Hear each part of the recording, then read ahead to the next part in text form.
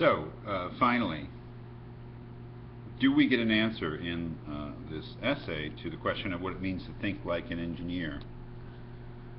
Um, no, yes, both, I think. Um, this is kind of a frustrating essay in certain ways. It seems to raise this very fundamental question and then not quite answer it, but I think there is a partial answer. And that's why I say yes and no. Do we get a really comprehensive sense of what it means to think like an engineer? Well, maybe the other Davis essay that we read on engineering ethics might be a little closer to that, but we do in this essay. I don't think we get we don't get an answer to the question what it means to think like an engineer, but we do get a kind of an answer of what it means to think like an engineer as opposed to a manager. And in the penultimate section, I think there's a brief last section of the essay, but in this last section of the essay that I'll be talking about, we do get that contrast. What does it mean to think like an engineer in a situation in which, a similar situation to the one in which Robert Lund found himself, as opposed to a manager?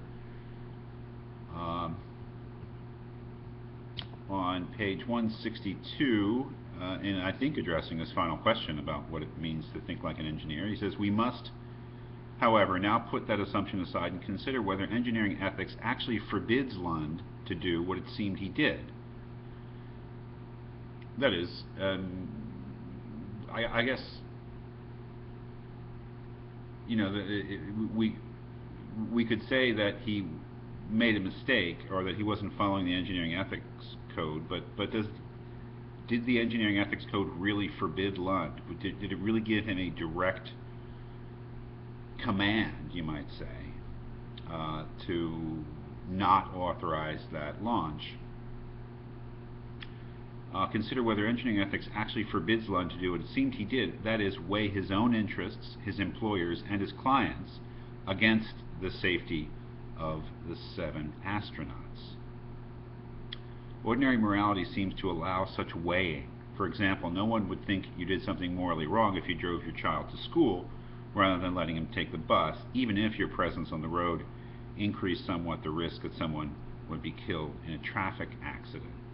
That is, in ordinary morality, and one would say also in this case that perhaps the morality of managers, business managers rather than engineers,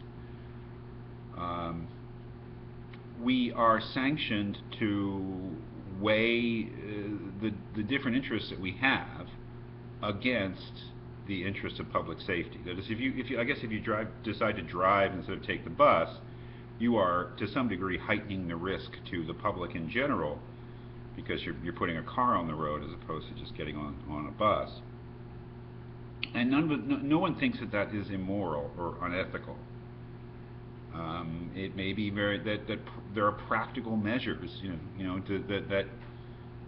that justify you driving rather than taking the bus, even though you are raising this risk.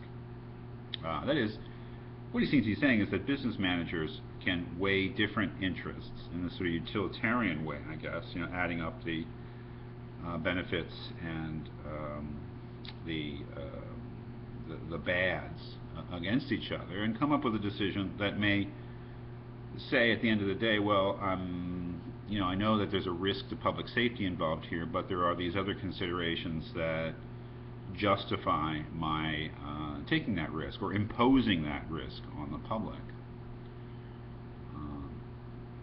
What is his message here? That's not thinking like an engineer.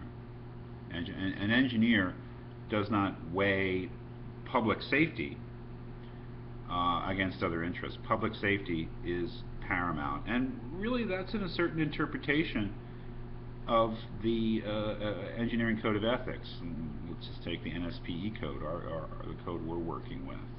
That is, it's an interpretation saying that the hold paramount clause has a kind of an absolute value,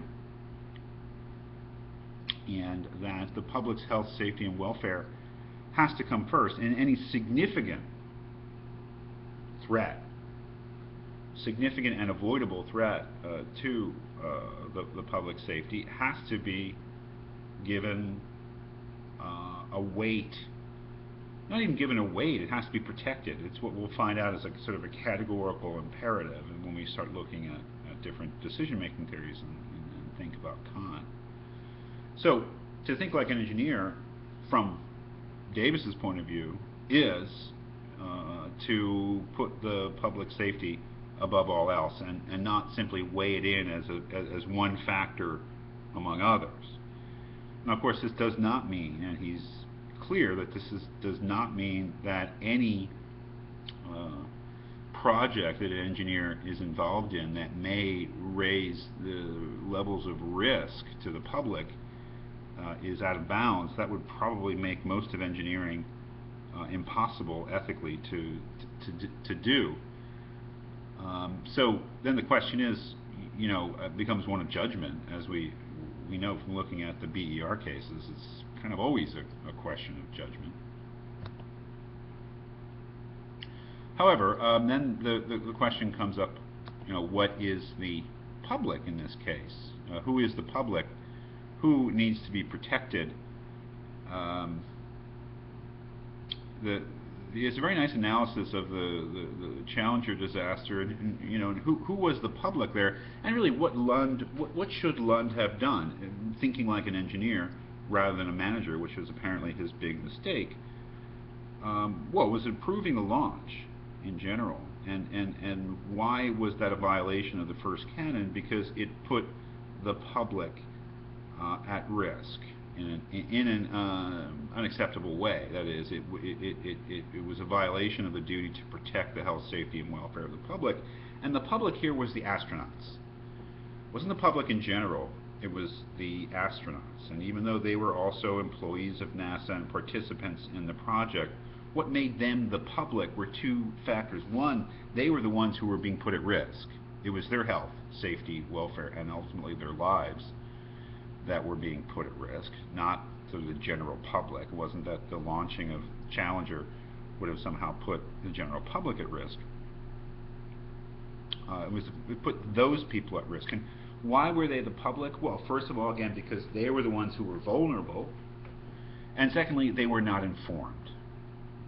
That is, one of the things that Davis says, which I think is probably true, is that at the very least, Lund should have insisted that the astronauts be briefed on the problems with the O-rings, that they become aware of the risk so that their risk was a consensual one. That is, if they had clearly understood what the potential problems were with the O-rings and what the consequences could be if the O-rings failed, of course they did, but then, having understood that risk, they decided that they would be willing to go ahead anyway. Then, in a way, they would have ceased to be members of the public. To be a member of the public in regard to an engineering project is to be someone who's vulnerable to the effects of that project, and also is uninformed. And I guess that's part of being vulnerable, is being uninformed.